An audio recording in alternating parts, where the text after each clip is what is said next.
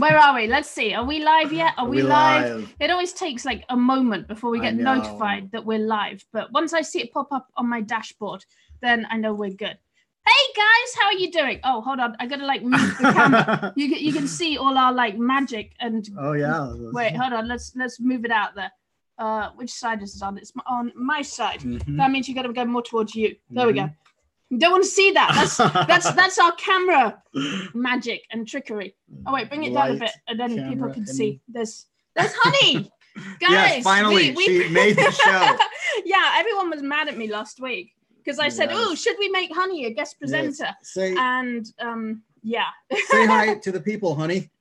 She's just like, okay, you don't say hi because you're just a dog. She might pant for the entire show, but that's okay. Where's the chat? I'm not seeing the chat. Let's see. How are you guys doing? I hope you are all doing super well, having a wonderful. Oh, there we go. That's where the chat is. It's there. Okay. Cool. I hope you are all doing well, having a marvelous Friday. It is Friday, isn't it? Yes. Oh my gosh, I feel so discombobulated, Isaac. These weeks are going by so quick. Discombobulated. I hope everyone's doing really well. I hope you're having an amazing week. We are live from San Diego. It's not San Diego.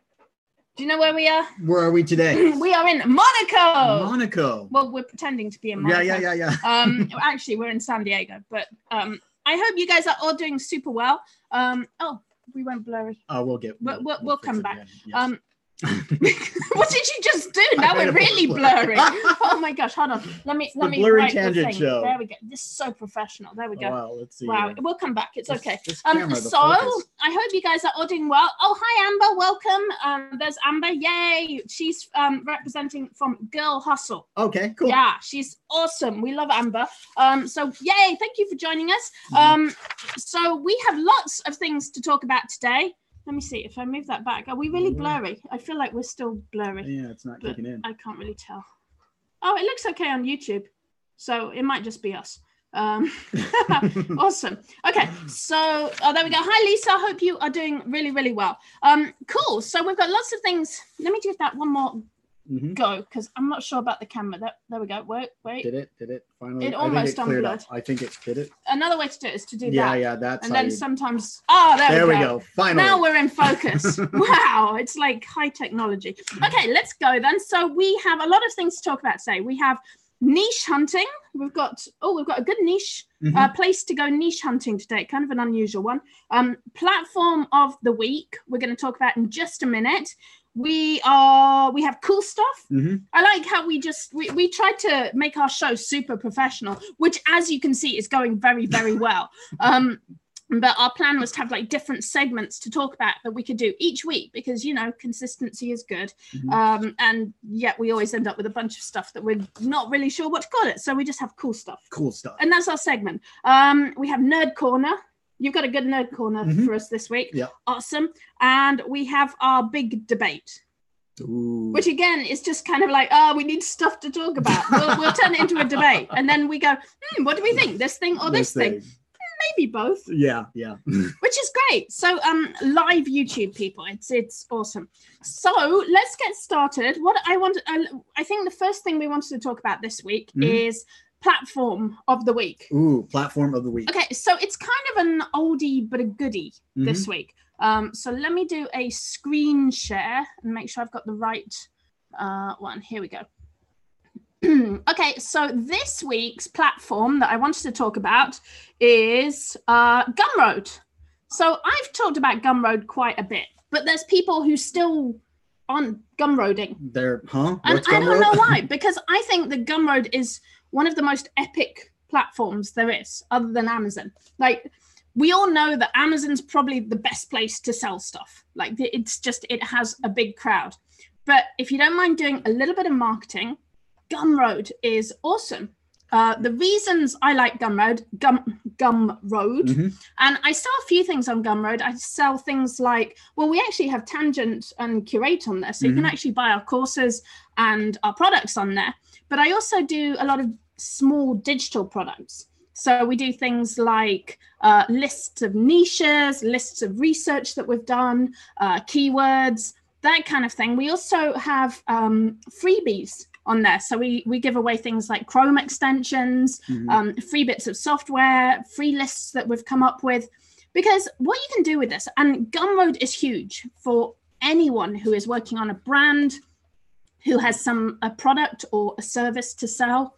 It is awesome because it has really low fees, so they don't take a huge chunk of your profits. And one of the reasons I'm actually talking about Gumroad this week is that they had Gumroad Day this week. Oh, so they actually had a day where they didn't take any fees. Hey, that's pretty cool. Yeah, they're pretty awesome. And what I like is that they handle subscriptions really well.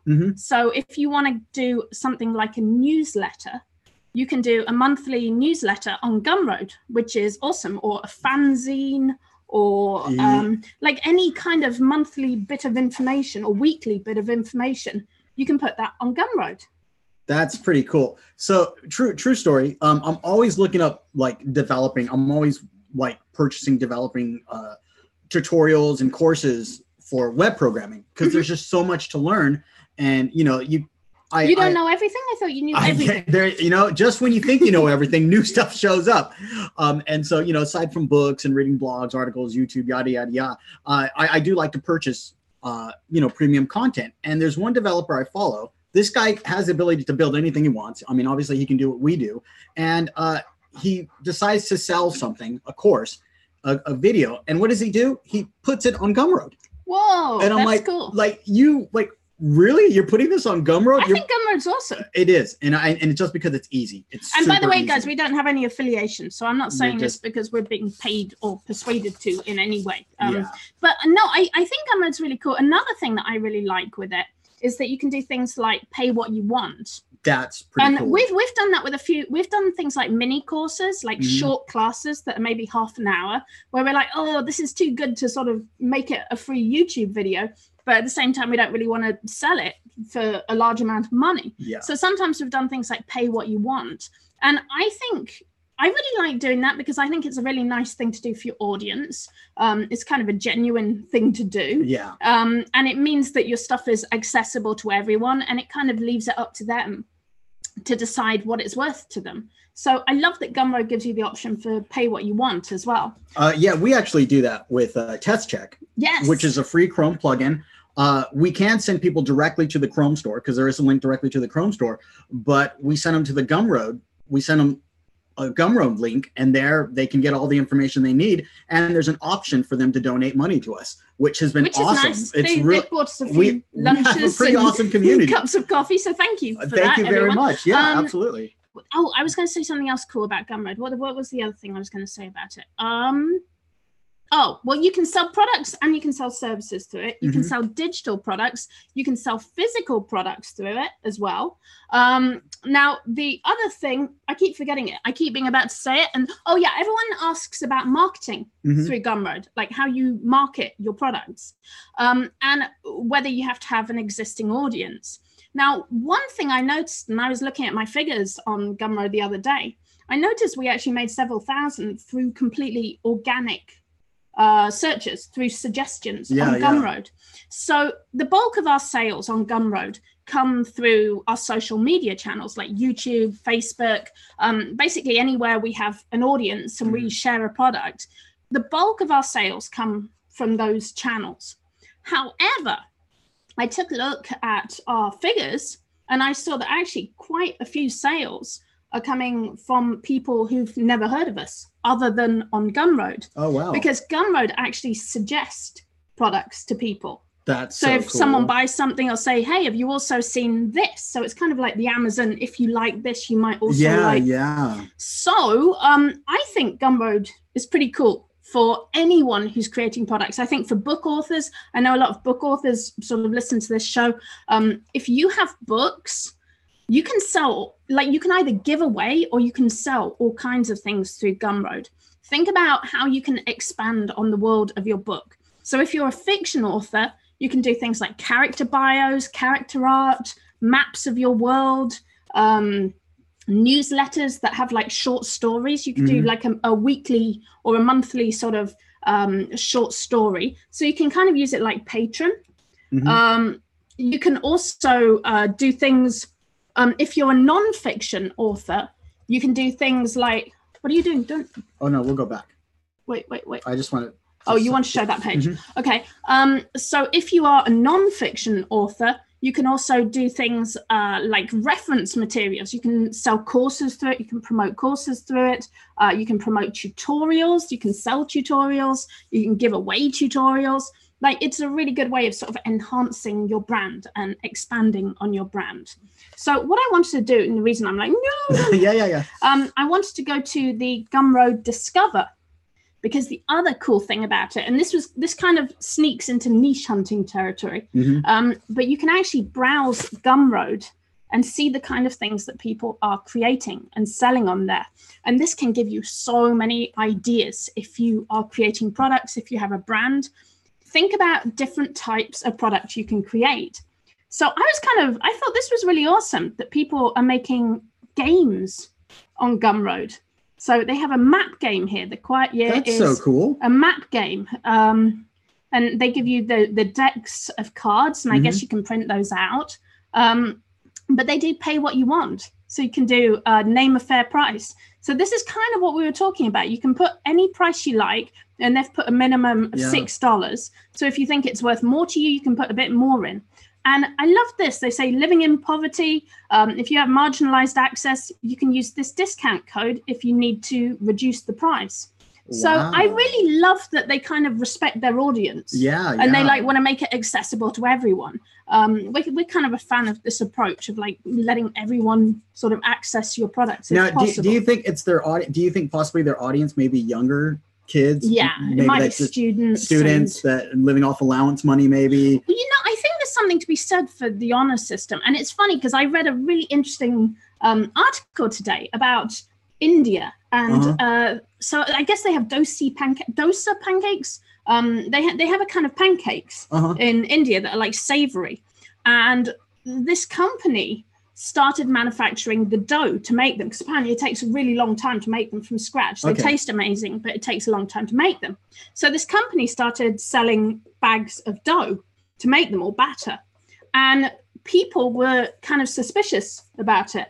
And they said, yeah, how do we know it's not going to taste like it tastes at home? Do we trust your hygiene? Like, people were really suspicious about it because they were used to making homemade pancakes. So what the company did, they put out basically vending machines with like an honesty box on them. And they said, we trust you. We want you to trust us.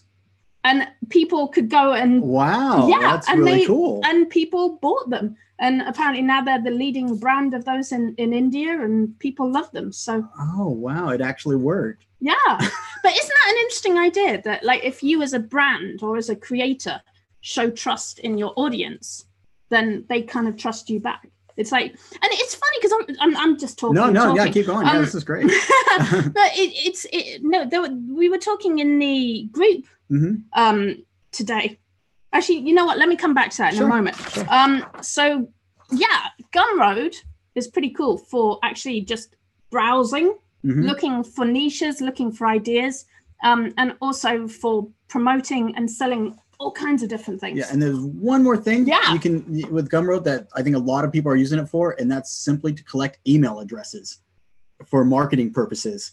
And so you put something for free, send everyone to your Gumroad list, and you can start building your email list that you can go and send them whatever other product or services you wish to offer to them. Right. So you can use it as a lead magnet, really. Yes. You can give away free products, free digital products in return for an email address where you can kind of foster. Oh, I know what I was going to say. So someone was asking about marketing in our KDP group earlier today. And they said, like, marketing just seems like a huge, intimidating, scary thing. Like, where do you start with marketing? And I think one of the big problems is there isn't like the ultimate strategy guide to marketing, because there are so many ways to market a product, and the way you are going to market depends on the product you're selling.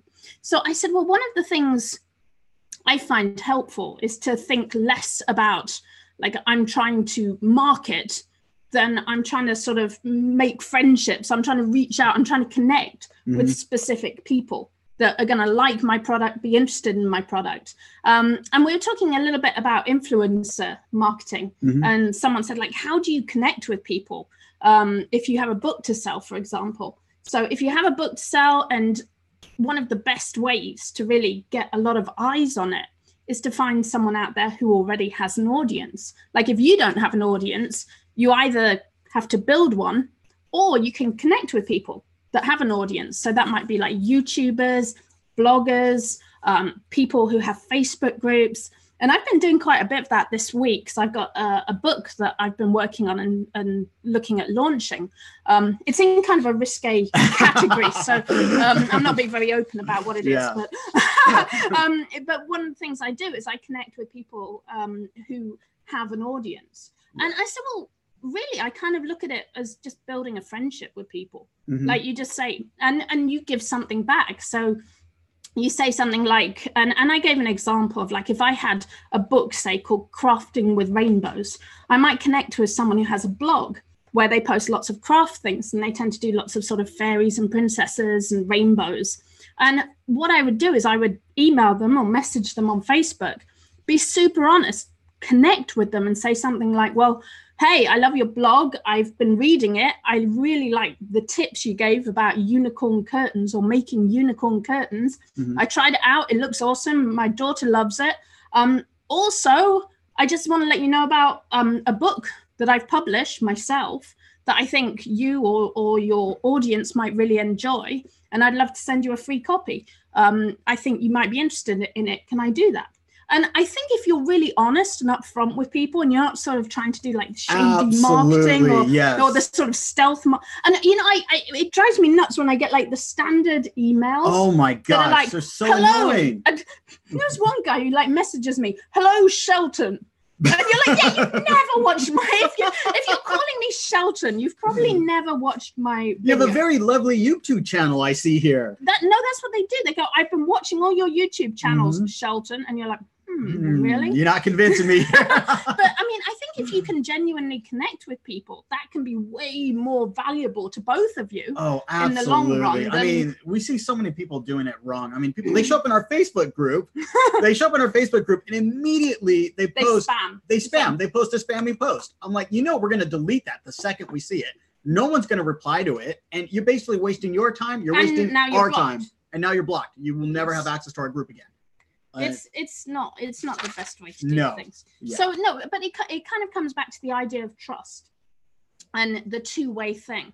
And I think that's a really cool idea to keep in mind, that if you kind of trust your audience and give some trust to your audience, it works both ways. Like you build a relationship with them, you build a friendship with them, rather than kind of being like, okay, sales pitch. How do I? but I think you have to be genuine.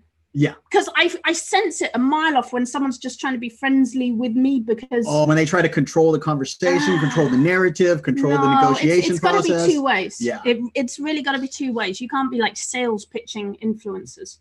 So yeah, that's so anyway, that's our platform of the week is Gumroad. But guys, there is so much. Like Gumroad is just cool. There's so many things going on there, and this is actually kind of interesting. If you look, there's certain categories don't have many products in, like comedy only got 11 products. Think about this, especially if you're like an Amazon seller and you know how it goes with books, that you look for categories that don't have too many books in there. Getting to number one in a category, or sort of being visible in a category, can be a pretty cool thing to do. So have a look through Gumroad, use it as a place to sort of look for ideas, look for opportunities, but also it's a powerful platform. So I'm a big fan. I've been using it for about, I don't know, we've both been using it for about 3-4 years now. And it's very reliable, and they have low fees. So it's an awesome platform. Okay, so you wanted to do Nerd Corner. Nerd Corner. All right. It's time for Nerd Corner. So let's see. How do I I have the link if you we'll get to the link. So first let me present the problem, and then I will show you what we're talking about. So we have an issue with our kids, and that we just one of them, yes. And the issue is that they absorb so much information, and they're so in tune with, I guess, their peers and the culture that their peers develop, that we feel like an alien. So you're not down with the kids? I am down with the kids, but it's very, very difficult to keep up with the kids. All right, granddad. We've talked about this before. Okay, for example, Sid, he's 10 years old. He starts for weeks, wandering around the house going, Nani? Oh yeah. Nani? And we're like, what is this? What is Nani? It means what in Japanese? Nani? Okay, so he kept going, Nani? Nani? One day, I'm hanging out in VR with my Oculus Go, and I'm watching Oculus TV, and they have an app called NeverThink. Never heard of it, nothing about it. And this is what I want to talk about today, is a website, a platform. It's available. You can watch it online. You can watch it on your phone. And now I watch it in VR, and it's called NeverThink. And this site is so cool. I'm bringing it up. Yeah, bring it up. There we go. Okay, so what this does is this is a feed of. Is that a dead shark? It's a shark. Yeah, it's a puppet. It's actually a funny clip, and You're familiar with it. I am, because I watched it this morning. So what they do is they actually pay people to younger people to watch YouTube videos all day long, and other places too, and then they curate the funniest stuff they can find and put it together. And so it's basically a nonstop feed of just multiple videos, just nonstop. And they have like multiple ADD television. It's so ADD, but also it has this feel of traditional television. So you can just sit down, hit play, and veg out for as long as you want, watching one thing after another. It's a mixture of like, I don't know, when I was a kid, MTV had a show called Liquid Television, and it was just like some crazy, like they took a collection of art projects from film students and just mushed them all together. It's kind of like that with a mixture of America's Funniest Home Videos. Oh, okay. And so, yeah, the cool thing about this, though, is that if you watch this, I would say like half hour a week, you will immediately be up to date with what's down with the kids, like what's cool with the kids. And you'll have a better understanding of the younger generation and the culture and how their brain works. You're like the opposite of every like public broadcast I've ever seen. Like you're watching too much television. It's gonna rot your brain. You're like, no, watch this for half an hour. You know, I tried to watch this, and I was like, huh. It was kind of scary. Suddenly, everything made sense to me.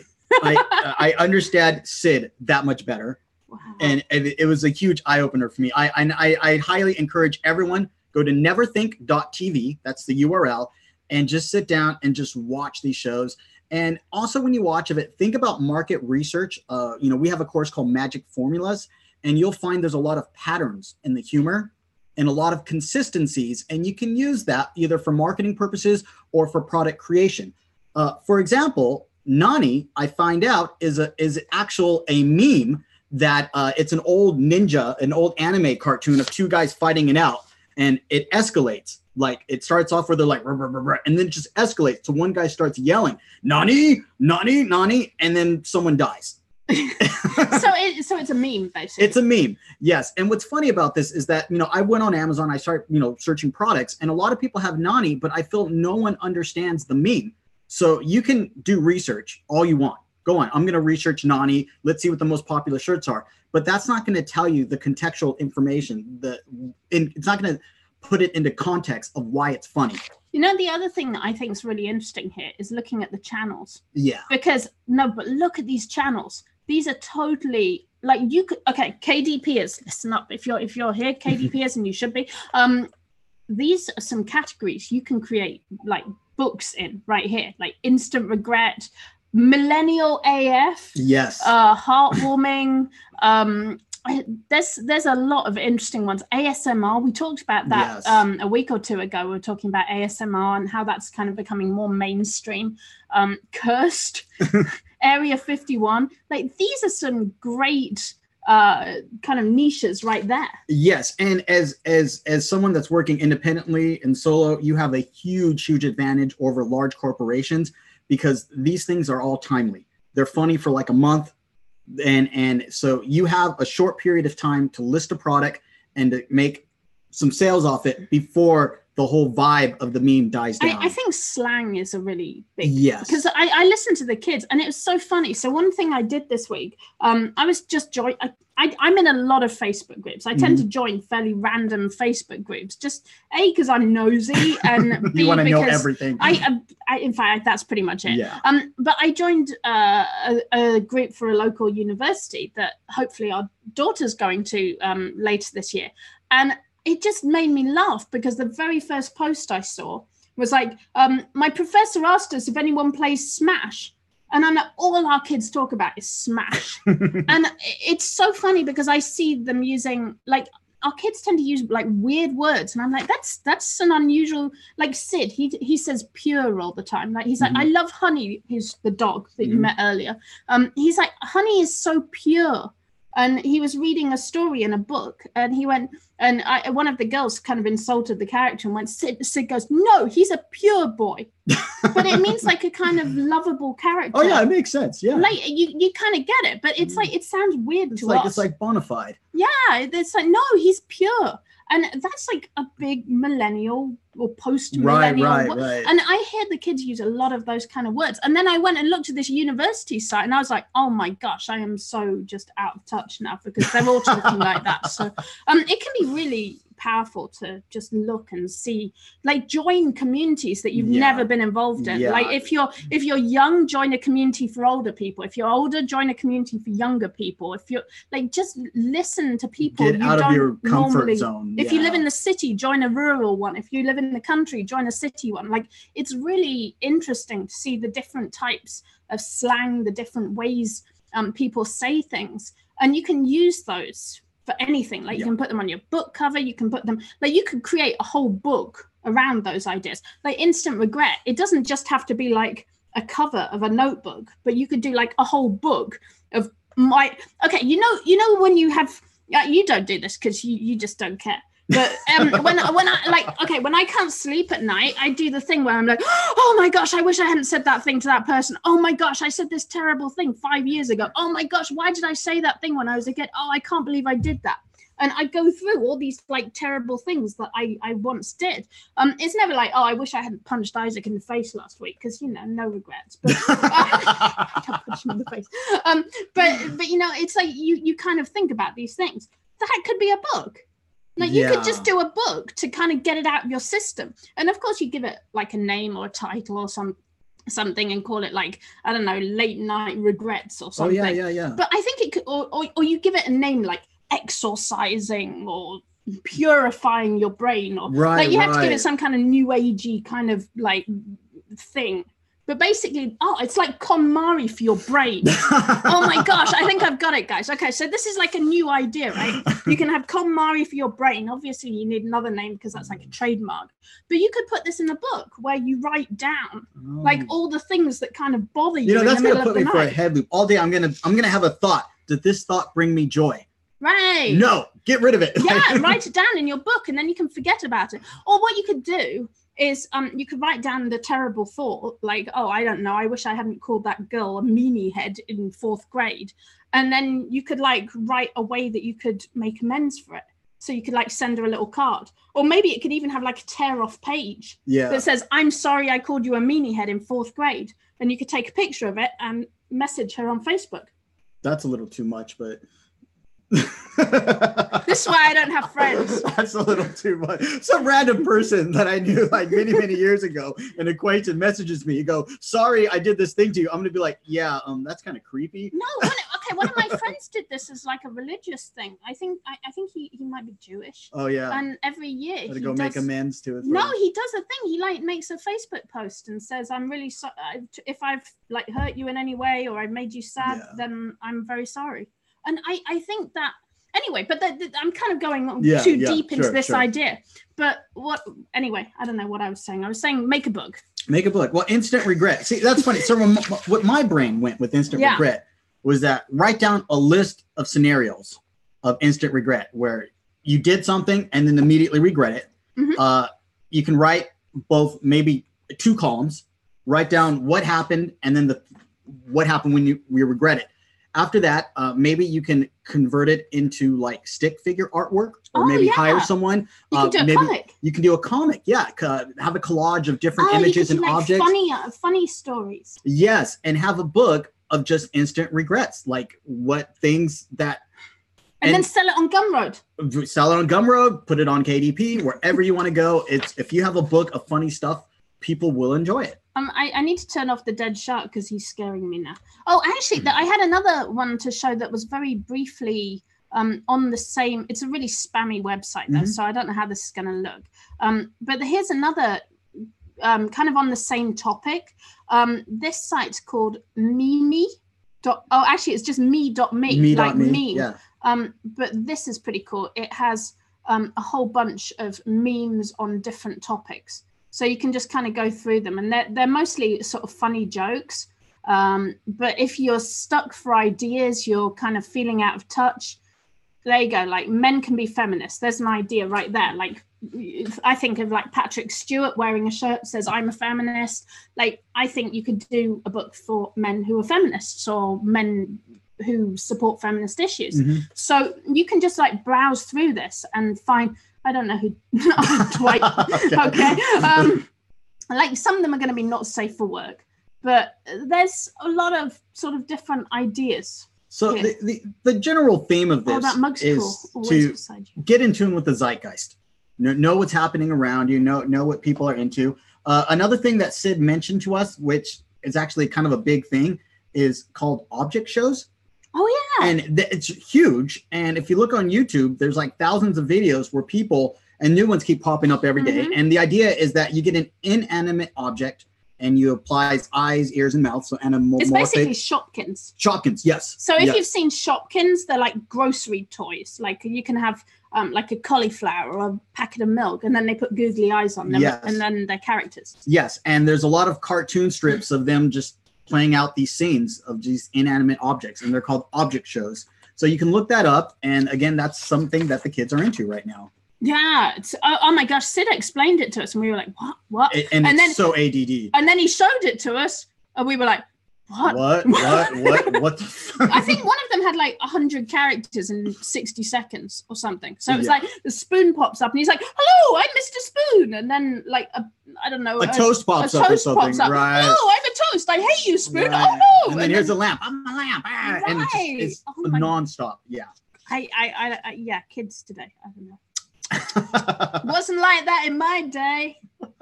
We had to walk uphill to school both ways. I was clicking through Beavis and Butthead. Oh yeah, that's true. I like Beavis and Butthead. Oh, hey, I had something vaguely along those lines. I got a message from the Amazon treasure truck this morning. So the Amazon treasure truck comes and it parks just up the road from our house outside the big supermarket. And they show up once a week and they just sell random stuff. Like, one week they message us and it's like, we're selling steak. And then the next week it's like, we're selling a Chromebook. Yeah. Oh yeah, the Chromebook you showed last week was from the treasure truck. Yeah. So this week, oh wait, I've got to do a screen share. This week, this was the Amazon treasure truck item that they were selling. They have cutitos. What's a cutito? Cutitos. So they are burritos that have a mystery animal in.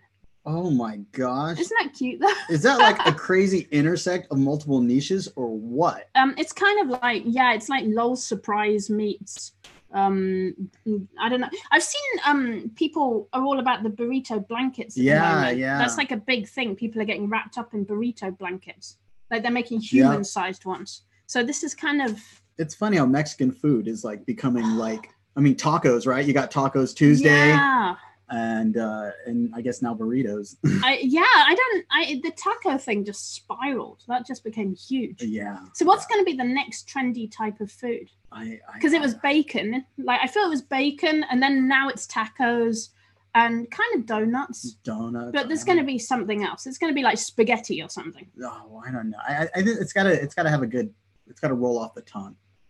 You think spaghetti is not catchy enough? I don't know. But yeah, it's kind of interesting. The food niche thing.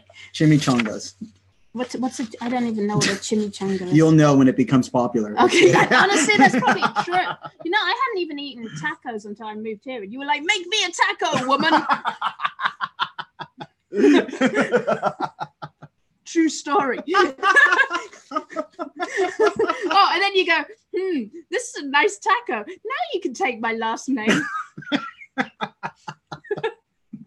True story.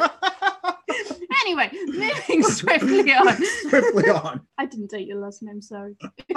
Maybe one day. Anyway, moving onwards before we turn into a marital mayhem. Oh wait, what have we got next? Oh, we've got we've got a good one now. Niche hunting. Oh yes. So yeah, I've got hold on, let me do this right. Oh gosh. Niche hunting this week. I have I just undid it. Hold on. Oh, it doesn't. I don't need that. Okay, let's go back to this. Okay, so niche hunting this week. I wanted to talk about Quora Spaces. Yeah, I know. So they started this at the end of 2018. They introduced Quora Spaces. And this is actually pretty interesting. So for those of us that don't know, what is Quora? What is Quora? Yeah. Okay, so Quora is actually a pretty cool website. I've used it for a while, just regular Quora. And how it works is that people post a question. So sometimes the questions are things like, hey guys, I just got a dog. It keeps peeing on the carpet. Not looking at you, honey. But what should I do? Has anyone got any good ways to stop my dog from peeing on the carpet? Or sometimes they're things like, what's the scariest thing you've ever seen? Or what's the most upsetting thing you've ever seen? I don't like those threads because those tend to get dark pretty quickly. But I do like the factual questions. So is this kind of like Yahoo Answers, question and answers? It is. Okay. Yes. Okay. It's very similar to that, and it's kind of funny because a lot of people use it for very subtle promotion. Like for example, if you teach, let's say acting. Let's say you're an acting teacher, and one great way to sort of get some credibility is to go on Quora and look for any questions people ask about acting. And then you can answer them, and in your signature, you can put your studio, your acting studio. I get it. So you can't really do blatant promotions on this. You can't really go on Quora and be like, come to my acting studio. But you can help people with their problems, which means you kind of demonstrate your expertise. Okay. And then they'll go, wow, she gave me great advice. How can I find out more about her? And then they can click. And again, if you're doing like nonfiction books, or if you are selling a product like a doggy training product, like let's say you've created a special mat for dogs to pee on or something, or you've made doggy diapers or something like that, you could be the resident expert on Quora on potty training dogs. So you can kind of use your expertise to indirectly promote your product, your brand, yourself, your service. Yeah. But Spaces is actually really interesting. So Quora's been around for quite a long time. It's been around for several years. One thing I will say about Quora, the audience has changed quite a bit. There's a lot more people using it from India, which is cool, but it does mean that some of the threads tend to be kind of Indian specific. Yeah. So you're like, okay, this is a problem that we don't really have so much in the US. But that's, on the whole, it's a pretty awesome sort of interesting site that has a lot of relevant stuff to everyone, and it's international. But Spaces is really interesting because what they've done is they've given curated spaces. So they're kind of like groups. So they're on different topics, for example. And what's interesting about it is that the topics aren't necessarily straight sort of like video games is the topic. They tend to be a bit like the kind of niches we're looking at NeverThink, where they're more a vibe or an idea rather than a specific topic. So things like there's Complainers Corner. So you can go to Complainers Corner and you can see there's 1,000 people following this. And it's just general complaints. No respect. Right. And it can be anything. It's like, what's the rudest thing someone said because of your illness? What's the most ridiculous thing you've heard someone say when fighting for custody? So this is just the niche here is like rude people and complaints. Yeah. So again, you could do a book of complaints, or maybe you could do a product that helps you diffuse complaints. Like you could do a guide to like a Gumroad product. You could do like 10 smart answers for complainers, or 10 ways to diffuse complainers. So like if someone's bothering you with all their complaints, you could have like a smart answer for them. That's a really cool take on that. Yeah. So you could do something like that. Surviving homelessness, weird Wikipedia. I'm a huge fan of weird Wikipedia. I actually follow Wikipedia subreddit on Reddit, and it's pretty much the same thing where people just post like really weird Wikipedia pages. And it's a great way to just learn about random stuff you would have never, ever guessed have existed. That's awesome. So, yeah. So, and one thing to bear in mind, a lot of what's on Wikipedia is public domain. And you can use it for different, so you can actually use some Wikipedia, rewrite some of it and use it as content in your books. Do check, but I'm pretty sure most or a significant amount of Wikipedia content is public domain. Okay. So you have to be careful with things like quotes and other things, but a lot of it you can use in your books. I like to reference, I like to put credits and say, I got this from Wikipedia, or I was I think this. Wikipedia is a great starting point for a subject line and to help you understand like the subject as a whole. Look at the references and then start drilling down and research to start putting your material together. I don't want everyone saying Katharyne said republish Wikipedia. Yeah, that's KDP. kind of that's why I'm like putting the disclaimer. That's not what I'm saying. I'm not saying. Hey guys, you can copy and paste this, put it in a book. There you go. Oh my gosh, easy money, bro. Someone's going to do that as a course, aren't they? Now I've said it. There's going to be a course next week. Wikipedia millions. I've just sucker every second. No, don't just copy and paste from Wikipedia.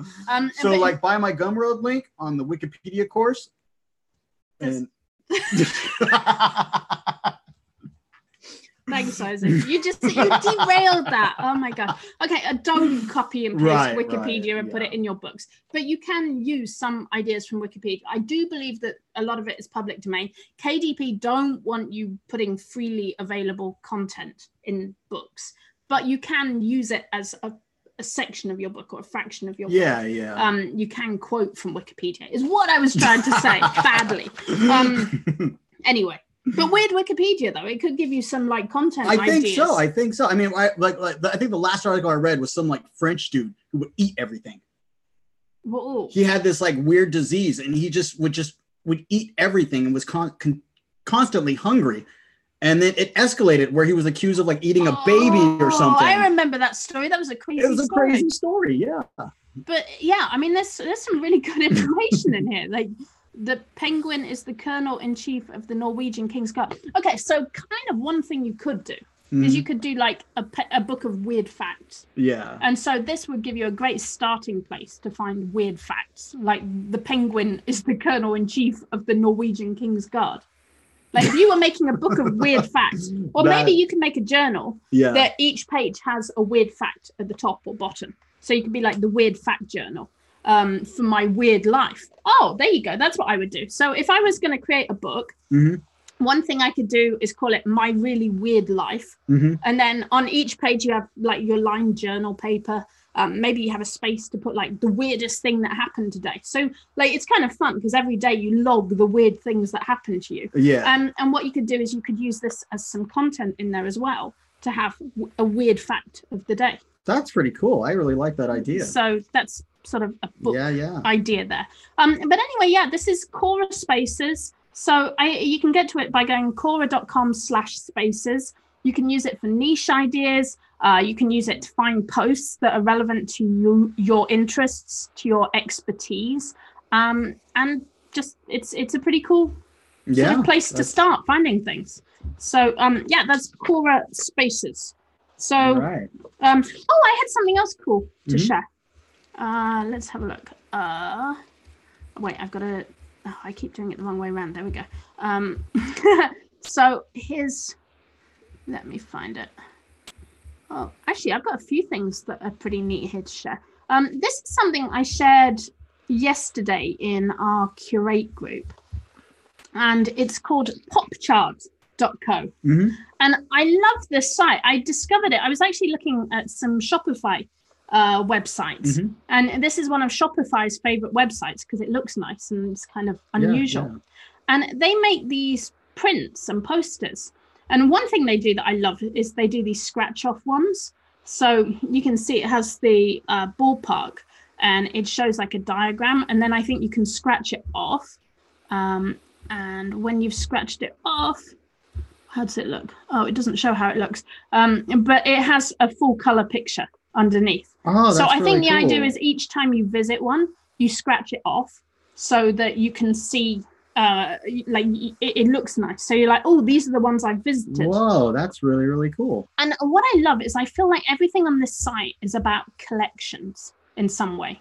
So it's like collecting ballparks you've visited, or collections of birds, collections of houses, football clubs of Europe. Oh, yeah, this reminds me of that expensive book you once turned into Amazon with, was it from Disneyland? The badges. Badges, yes. Oh, you gave away my niche. Oh. My bad. Isaac. Okay, I'll share it. There is a Disney pin. So if you do Amazon FBA, guys, so if you're a bookseller, this is kind of a little nugget for you. There is a Disney pin collector's book out there that sells somewhere in the region of about 600, it was 700. I haven't checked on it in a while, so it may have gone down a bit. But it has sold on Amazon in the region of $500 to $700 a few times, because it's really hard to find. And it is a book for logging pins that you collect at Disneyland. And I actually found one in Barnes and Noble. In the bargain bin. In the clearance bin. At Barnes and Noble. So there are books for collectors that are really, really valuable. So yeah, I think that's what you were talking about. Yeah. It's, I mean, the point is like, I mean, people love to collect things, and if you find someone that once they find something to collect, they get obsessive over it. Right. And also they get this completionist kind of like, they need to complete the set. And those people are the best customers. If you can find if you can sell to completionists, like those are the best. It's like your Starbucks mug. Yeah, Starbucks again. I mean, we've sold Starbucks mugs like big. How much did you sell? That was a great story. To sell the Starbucks mug. $400. $400. You bought it at a Goodwill for like $2. Salvation Army. Yeah. Yeah, I donated a lot of stuff to the Salvation Army to thank them. I can't say I'm a big fan of them. Right. I was a fan after I found a $400 mug there. So collectors. So what I liked about this site is that everything's really about collections. And I think collections look awesome. Like, I just like how they look. And I remember way back in the day when I was just starting out, I remember talking on, I think I was on the Thrifting for Profit podcast. Talking about knolling. And that was like one of the first things I was talking about on the podcast. And it was the idea of knolling is that you lay things out in rows. So they look really nice and beautiful. And you can knoll anything. Like Google knolling, it's KNOLLING. But people do it with things like pencils and pens. And if you're selling planners, if you're selling diaries, think about knolling your accessories, because people love that stuff. And I feel like this kind of taps into that knolling idea. I can totally see that. Because like these are things that you wouldn't necessarily expect to see in pictures, but people are doing it. And this one's great. The map of hip hop. It looks kind of like, remember last week we did the music map? Yeah. It looks like music maps. So people love maps. They love periodic tables. They love, like, there's just so much here in collections. And it was funny, I talked about it in Curate, and I know I mentioned that I used to have these little books when I was a child called Observer. They were called the Observer's Book of Birds or the Observer's Book of Churches. And each page, they just have a little picture of a bird or a church or a toadstool or whatever it was, and then some information about it. And I think kids, like nerdy kids, and I was kind of a nerdy kid. I think like nerdy kids like me love, like, think about how kids are with Pokemon. They love like statistics and numbers and like all the statistics of a Pokemon. So I don't know, collections are kind of a thing. I think they're pretty interesting. So that's really cool. Okay. So I think we're almost there. We were going to have a big debate. Let's do it. Okay. So let me lead into this big debate. Okay. Hold on. Oh, that's a different story. Okay. So this site, and I have to thank Mina Highgrove for this site. She posted this in Curate yesterday, and she actually posted it for these notebooks. But before I get that, I just want to say there's actually some really cool stuff on this side. And guys, you'll love this. Okay, look through your notebook. These are notebooks and they have holes in for your eyes. So if you're in a board meeting and you're like, you just want to brighten things up, you can lift like the piggy book or the gas mask book and look through it and be like, hello, everyone. Isn't that hilarious? That's totally something I would do. So yeah, it totally is something. Yeah, you're right.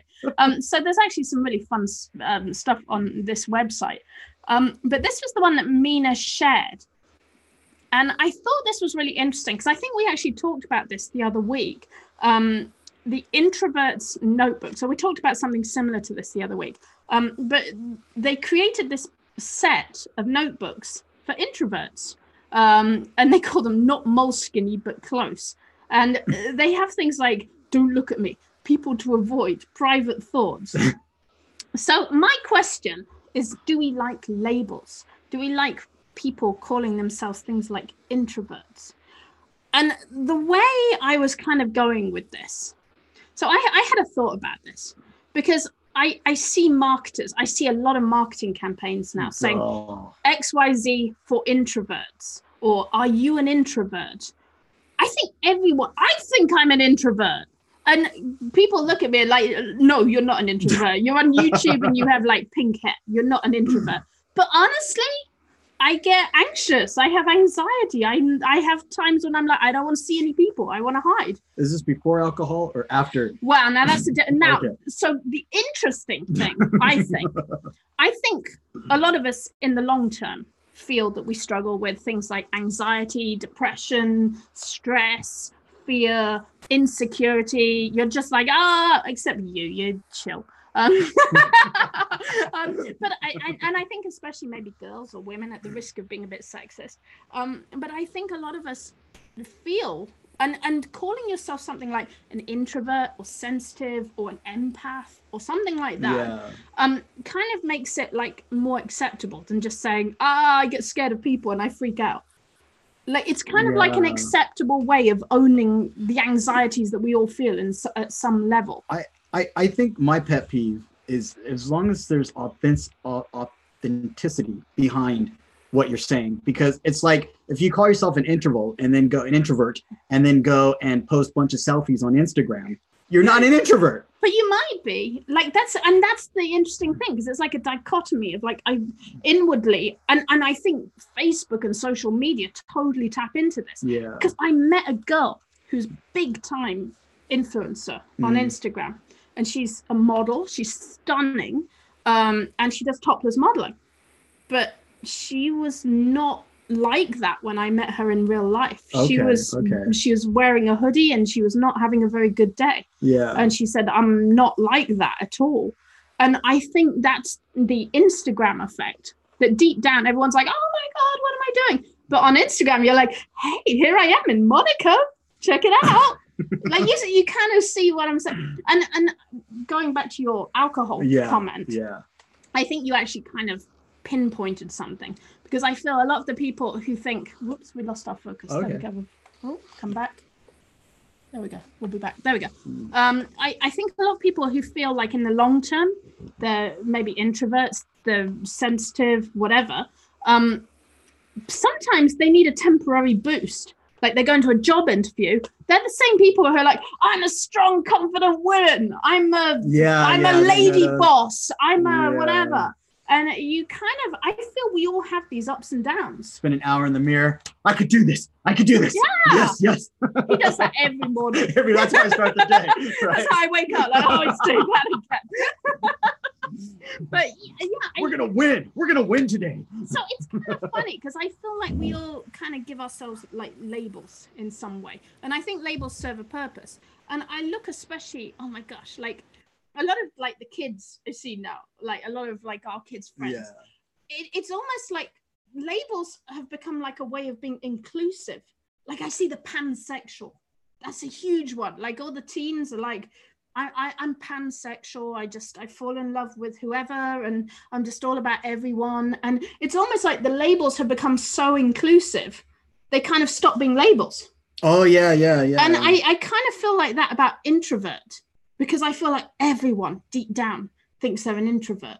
So it's like there's almost like this marketing ploy of like convince everyone they're special, but actually everyone thinks they're special. It's like it's like the Fight Club thing of like, you're a beautiful, unique snowflake, like everyone else. We're all beautiful, unique snowflakes. But there's kind of truth either way you look at it. Right. Like you are unique and special, but at the same time, we're all human and we all kind of have the same fears and anxieties. But the marketing trick is convincing people that they are unique and they're the only one who has that. Yeah, I think the issue I have with labels is that they're so like set in stone. It's like I might be introvert for a very certain situation. Like if I walk into a room with a bunch of people I don't know and my brain is processing and stuff, I might be super quiet and just look and not say anything just because I don't know what the freak to say. Like, and it's not that I'm introvert, it's a new situation. But yet if I know the people or I feel comfortable, then I'm going to be very obnoxious and myself. Yes. I remember your introverted days. Yeah. Once upon a time. Many moons ago. Yeah. So oh gosh, we're almost at 5 o'clock. Yeah. Oh, I had one more thing I wanted to talk about before we go. And this is just a funny story that I posted this morning in the KDP group, just because I thought this was like the funniest marketing strategy ever. So Burger King did this thing. And what they did this in January. So it's just happened really. They went to a bunch of Twitter accounts and they liked their old tweets from about 9 years ago. And all these influencers started going, why is Burger King liking my tweets from 2010? And it like weirded them out. So they're all posting about it. Like, yeah, Burger King just liked one of my old tweets. And then they started realizing there was a pattern and other people were seeing the same thing. Yeah, Burger King's going around liking everyone's tweets. And Burger King did something brilliant because then they jumped on those questions where the influencers had all said this. And they said, well, some things from 2010 are worth revisiting, like your tweets and our funnel fries. Genius way to get your product in front of millions of people. And this kind of is what I was saying about like the influencer marketing, like finding a way to get in, like if people have those big audiences, they found it is kind of obnoxious though. Like, I feel you could only get away with that if you're Burger King. You know, that's Burger King. I remember, was it 2012? They had to get a burger to sacrifice a friend to get a burger. And on Facebook, they had an app where if you unfriend someone, Burger King will give you a free Whopper. And so all these people were like unfriending people on Facebook. And Facebook had to put a crackdown on it and ban it. They actually made a policy. Yeah, you're not allowed to do that. I have a few people that could be on that list. Well, of course, everyone does. That's the brilliant thing about it. Wow. And sacrifice a friend for a Whopper. Sorry, you've been sacrificed. There's a few people in sacrifice for a burger. Wow, that's awesome. So I don't know. But the only thing about this, like, it's creative, it's great. Yes, it's creepy as heck. I mean, like when major corporations are kind of co-opting your audience. Like spying territory, right? A little bit. Yeah, but I would say it is kind of a bit of a one-trick pony, and that once you do it, you can't do it again. So you have to think of a new gimmick, a new thing. So it's a little black hat, would you say? I don't know. It's not full black hat. Well, because I think the thing is, I think if it was like some scammy marketer guy, I would be like pissed if they did that on my Twitter. Like if it was like some guy who's like, buy my 8-figure millions course, I would be like, get off my feet. But if it was, but the thing is, because it's like a corporation and it's a liked corporation, right? You kind of go, wow, oh my, Burger King are checking me out. Wow, I've caught their attention. Wow. So I think they get away with it just because of who they are. The big corporate brand. Yeah. So you're saying the little guys can't really get away with it without? I don't think so. Right. I don't think so. Like if Guru Isaac like picks like a random girl and starts like liking her tweets from like 2007 or 2012, that would totally be creepy. All right, guys. Well, my computer's about to shut down. Right. Because it is like 5 o'clock. Mm-hmm. So anyway, I hope you enjoyed the show today. One quick thing. We are getting this show into podcast form. And what I will say, actually, show number 1 is available on iTunes, on Spotify, on Anchor, and a whole bunch of other podcast places. That's pretty cool. I've been busy. I've been busy. So we are getting our this show converted into podcasts. The first one is live on all major podcast hosting places. And we'll be working on getting the rest of them up very soon as well. So thank you for joining us. If you like the show, please tell your friends. Please hit the subscribe button. Please hit the bell thingy, because the bell thingy is what means that I've forgotten how to speak English. They're going to notify you. The bell will give you notifications when we go live. But we do this every Friday, 4 p.m. We're both working on some new videos, especially on KDP. So do stay tuned to our channel. We've got a lot of things coming. Join our KDP group if you're interested in making books. We're at facebook.com/groups/Amazon CreateSpace. And buy Tangent templates because it's amazing. Oh, and you just... I made some updates to Tangent templates. There's some good updates to Tangent templates. Some more fonts to our dynamic templates. 20 more fonts. Yep, he's just added 20 more fonts. Thank you again to everyone that helped out. You know who you are. And and I've also made some other improvements that we'll talk about as we keep uploading more videos. So buy Tangent templates. Yeah, it's awesome. All right, guys, have a good week. We love you. Bye.